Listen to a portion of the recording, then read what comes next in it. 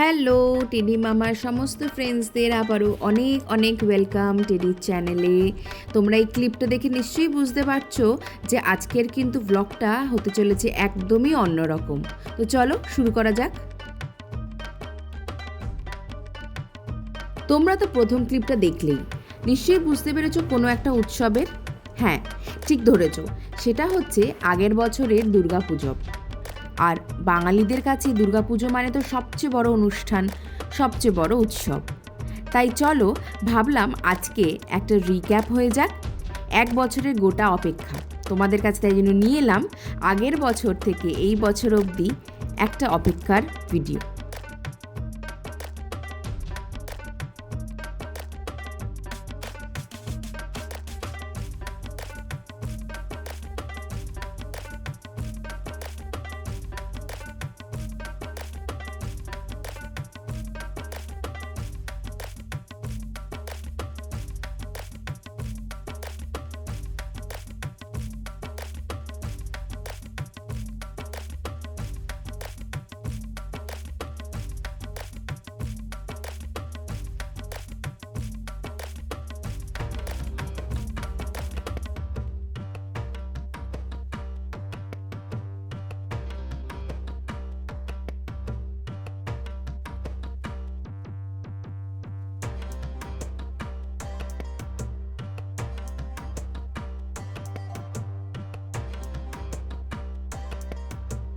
এই অপেক্ষা কিন্তু খালি আমাদের নয়, অপেক্ষা কিন্তু টেডুরানিরও।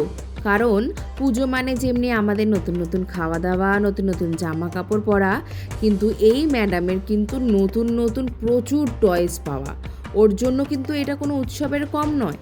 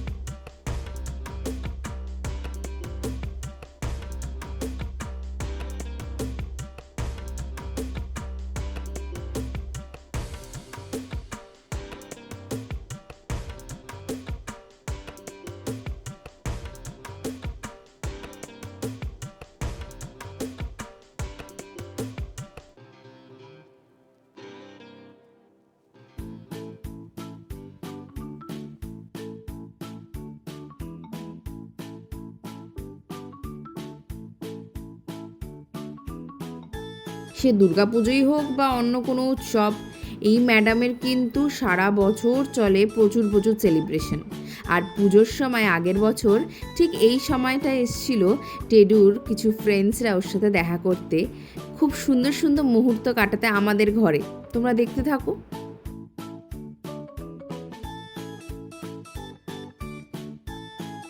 যে দুজনকে তোমরা দেখতে পাচ্ছ তাদের মধ্যে কিন্তু একজনের নামও টেডি, ওই যে বারান্দায় যিনি বসে আছেন, আর ইনি হচ্ছে ওনারই দিদি পিপার।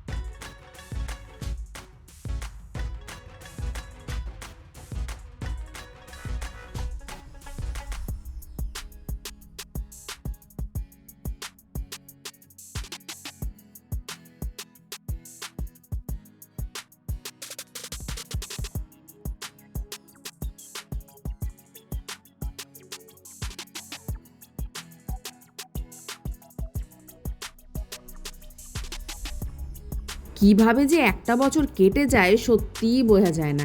এই যে আগের বছর টেডি রানী সেজেগুজে ঘুরতে বেরিয়েছেন, আর আমরা মণ্ডপে বসে পুজো উপভোগ করছি।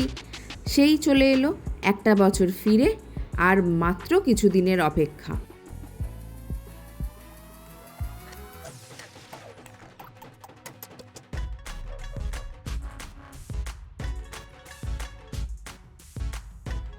প্রতিবার পুজো এলে যেন আমরা ভাবি ওই কটা দিন যেন আরও বেশি করে থেকে যেত, কিন্তু উপায় নেই, মাকে তো যেতেই হবে, যাতে পরের বছর তাড়াতাড়ি করে আসতে পারে।